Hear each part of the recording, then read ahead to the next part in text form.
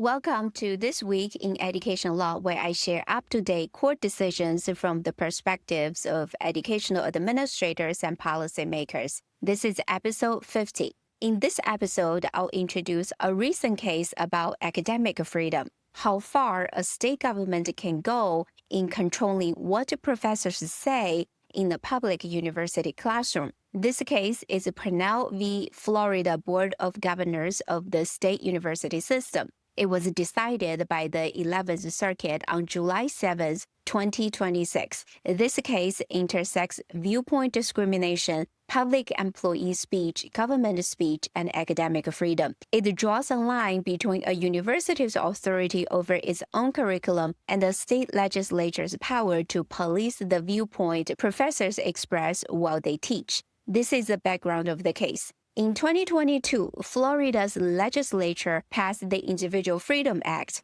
an amendment to the Florida Education Equality Act. The Individual Freedom Act is widely known as the Stop Woke Act. The act reached every public school in the state, from kindergarten through the graduate school, though the professors in this lawsuit challenged only its application to colleges and universities. The law forbids any training or instruction that espouses, promotes, advances, inculcates, or compels students to believe any of the 8 listed concepts about race, color, national origin, or sex. Those concepts include the ideas that, first, members of one group are morally superior to another. Second, an individual is inherently racist, sexist, or oppressive simply by virtue of their identity. Third, a person's moral character, privilege, or status as oppressed is necessarily determined by their race or sex. Fourth,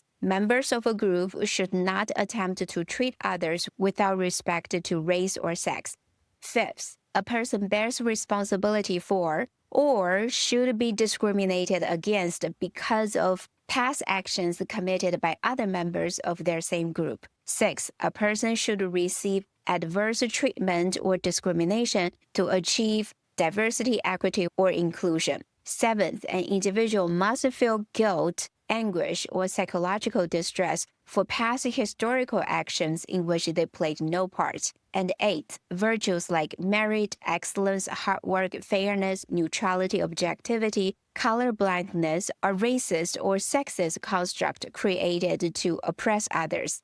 Critics of those ideas faced no restriction. A professor could argue against any of the 8 concepts freely. A professor could even describe the concepts in class as long as instruction is given in an objective manner without endorsement of the concept. What the law forbade was agreement. Under the Florida's Individual Freedom Act, a professor cannot stand in front of a class and tell students that one of the 8 ideas is true. The stakes for non-compliance were steep. Florida's Board of Governors built an enforcement system on top of the statute. If the board decided a university willfully and knowingly failed to correct a violation, that university would lose its performance funding for the following fiscal year. For the University of South Florida alone, that penalty would have meant a loss of about $73 million in a single academic year, which was about 15% of its total state appropriations. A group of professors sued, led by Leroy Pernell. A second group of plaintiffs and the First Amendment Forum at the University of South Florida brought a companion challenge. Together, they argued that the Florida's Individual Freedom Act violated the First Amendment rights as classroom instructors. The district court in the Southern District of Florida granted a preliminary injunction, blocking the law as applied to the professor plaintiffs. The state of Florida appealed. The 11th Circuit affirmed the preliminary injunction. The Individual Freedom Act, as applied to post-secondary instruction, violates the First Amendment. To get there, the court worked through the 3 questions it has set out to answer, and each one matters for how you think about speech policy on your own campus. Question 1. Are a professor's lectures unprotected employee speech subjected to complete employer discipline and control? To answer that, the court examined 3 foundational Supreme Court cases, often called the Pickering, Connick, and Garcetti trio. Each case narrowed the last, and together they set the baseline the 11th Circuit had to work from. Pickering v. Board of Education 1968 came first. In this case, a high school teacher wrote a letter to his local newspaper criticizing how his school board split funding between academics and athletics, and the board fired him over it. The Supreme Court ordered him reinstated, holding that public employees do not give up their First Amendment rights the moment they take the government job. But the court also recognized that a government employer has interest a private citizen's audience does not. The government employer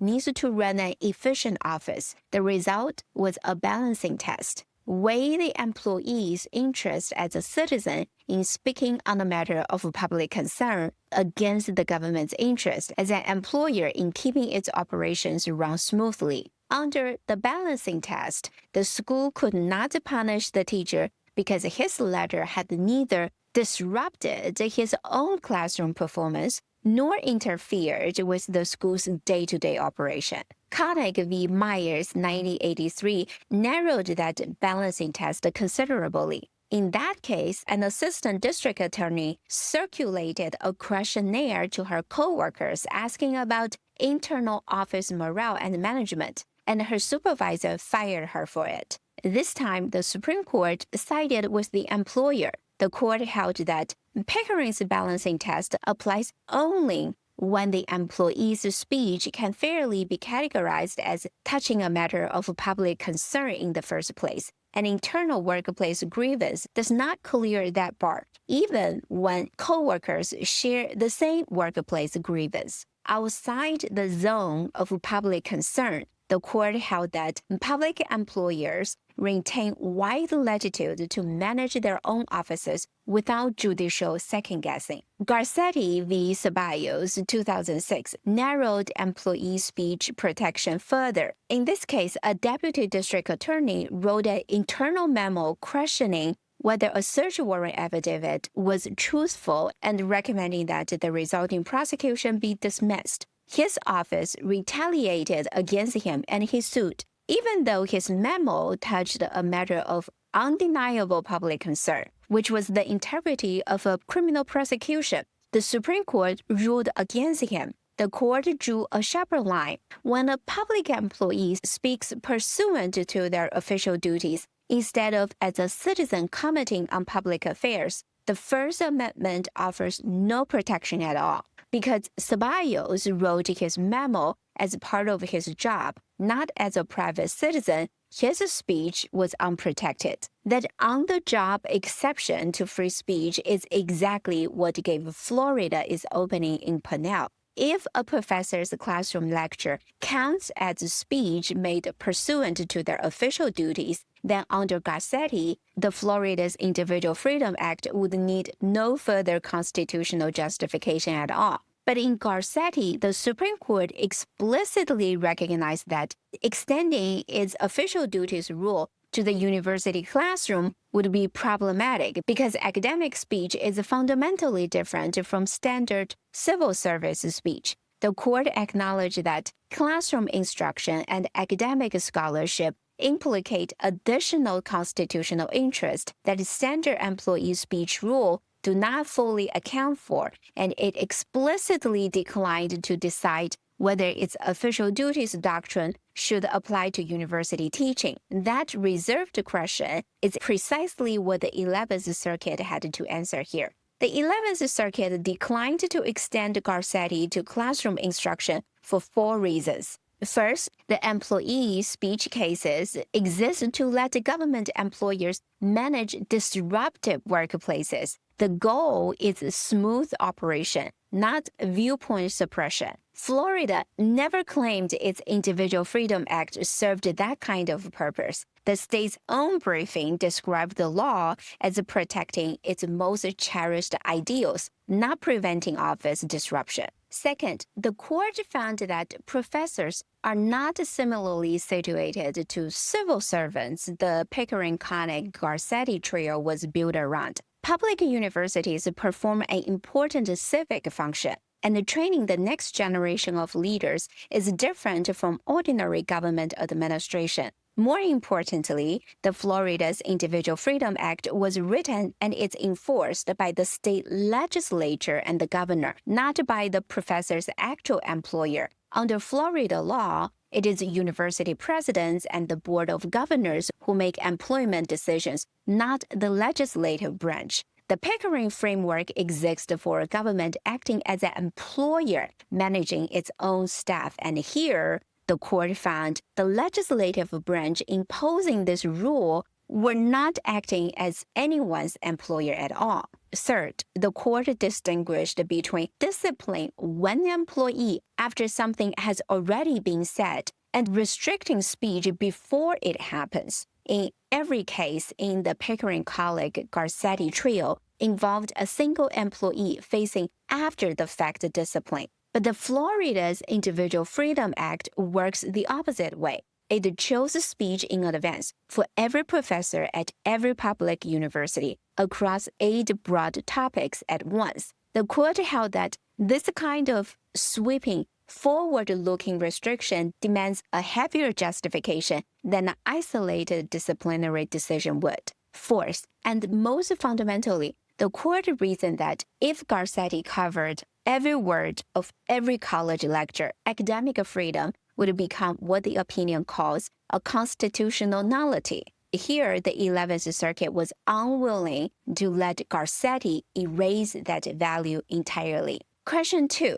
Does a professor's classroom speech count as government speech simply because the state pays their salary? This was Florida's argument. Because the government pays a professor's salary, everything the professor says in class is the government's own speech, fully exempt from First Amendment scrutiny. The court applied a 3-part inquiry: whether the government controls the content of the speech, whether that type of speech has traditionally carried government messages, and whether the public would reasonably see the speech as government-endorsed. Professors' lectures came short on every account. Florida imposes only minimal curricular requirements on its universities, which is a sharp contrast to the thousands of detailed content standards it sets for K-12 classrooms. As the court put it, accepting Florida's theory would mean that if the government pays your salary, it can dictate every word you say as part of your job. The court pointed to what actual legally recognized government speech looks like. For example, in the case of a stadium loudspeaker at a state championship game, the announcement's remarks were entirely scripted, with every single word written in advance by the government employee. In other traditional government speech contexts, such as a city's recycling program, specialty license plate, or public monument, the state directly selects and expresses its own messages. A local government promoting recycling has no obligation to include a counter-argument from a local trash company. By contrast, college classrooms are historically and statutorily recognized as a marketplace of ideas. The purpose and mission of Florida's post-secondary educational system, as defined by state law, is to enable all students to participate in search for knowledge and individual development, to discover and disseminate knowledge, to foster diversity of educational opportunity, and to develop in students heightened intellectual, cultural, and humane sensitivities. The broad, independent ambitions are completely incompatible with treating professors as state mouthpieces. In fact, during oral argument, Florida's legal counsel had to concede that, under their theory, a state legislature could constitutionally ban a professor from making any negative classroom statements about a sitting governor's administration. The 11th Circuit majority concluded that such a breathtaking assertion of power to enforce conformity cannot withstand constitutional scrutiny. Question 3. Do the professor's free speech and academic freedom interest outweigh the state's legitimate interest as a public employer and educator? To answer this, the court applied its own precedent, Bishop v. Aronov. In Bishop, a University of Florida physiology professor was told to stop injecting his personal religious views into class. The 11th Circuit upheld that restriction using a three-factor balancing test. The context of the speech, in this case, it was in-class instructional type, the university's interest as an employer setting its own curriculum, and the strong predilection for academic freedom that the First Amendment protects. Apply the same three factors here. The court found this case fundamentally different from Bishop. In Bishop, one university restricted one professor's speech on one narrow topic based on an individualized judgment that his comments were not relevant to the course he was teaching. The Florida's Individual Freedom Act, by contrast, is a statewide legislature-imposed ban that applies to every professor in every class across 8 broad and politically contested topics. Florida offered no case-by-case pedagogical judgment. It made no claim that any particular statement disrupted a particular class. It offered only a blanket declaration that certain viewpoints are off-limits everywhere.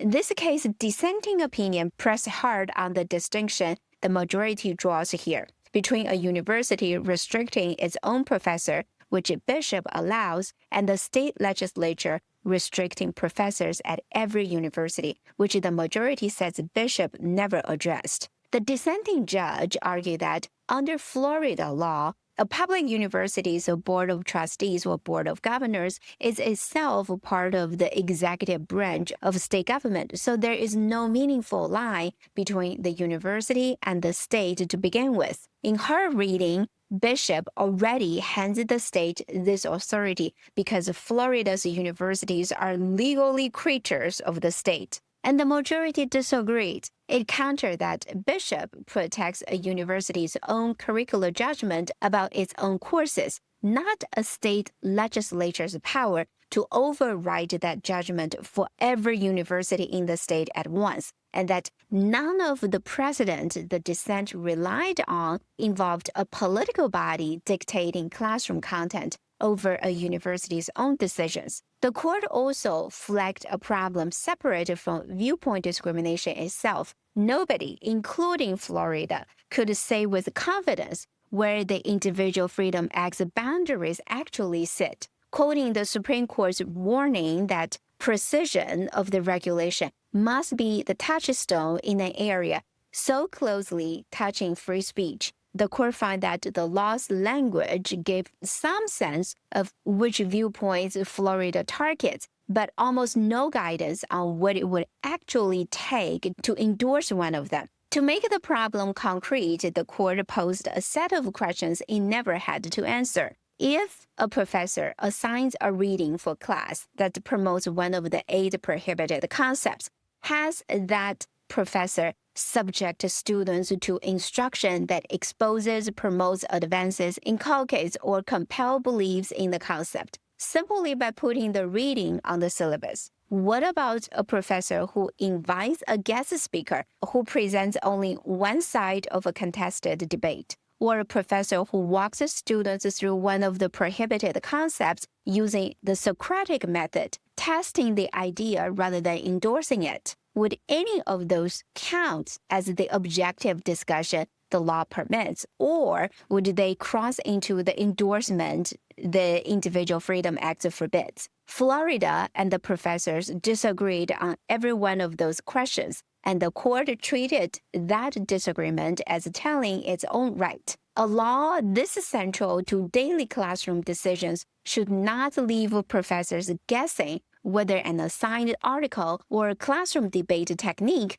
would trigger discipline or cost their university tens of millions of dollars in funding. You may think that because your institution receives state funding and answers to a state board, the state can direct exactly what gets taught in every classroom. But the court is telling us that funding and oversight are not the same thing as total content control. The more sweeping viewpoint-based a restriction becomes, the more constitutional exposure it carries. The court decision in Pernell turns on the distinction between two very different kinds of decisions, and administrators need a clear way to tell them apart. Ask yourself 3 questions before any classroom speech restriction go into a policy, a handbook, or a disciplinary letter. Question 1. Is this restriction tied to an individualized pedagogical judgment about one course or one instructor? Bishop survived because the University of Alabama made a specific professional judgment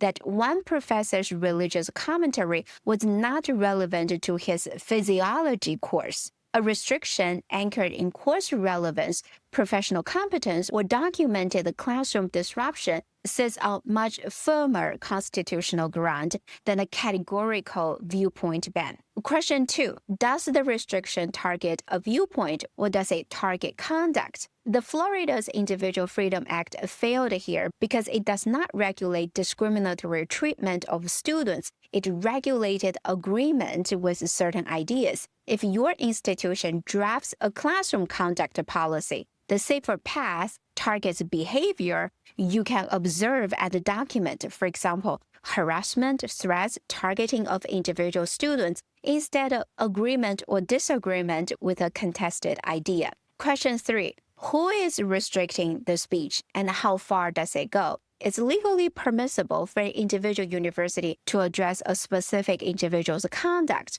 For example, the university can direct the professor to stop interjecting non-relevant personal tangents to ensure classroom lectures remain professionally competent. The university can also discipline specific misconduct, like awarding course credit for unearned work. However, when a state legislature or governing body imposes a broad system-wide ban targeting disfavored political ideas in every classroom, it shifts from routine curriculum management to viewpoint discrimination. One last question. What happens if Florida takes this case further? Right now, Pernell is at the preliminary injunction stage. The 11th Circuit's ruling keeps the Florida's Individual Freedom Act on hold as applied to post-secondary instruction, but it does not resolve the case on the merits. Florida has 2 realistic paths forward. It could ask the full 11th Circuit to rehear the case en banc, which is a procedure when an appellate case is argued before all the active judges of the court collectively,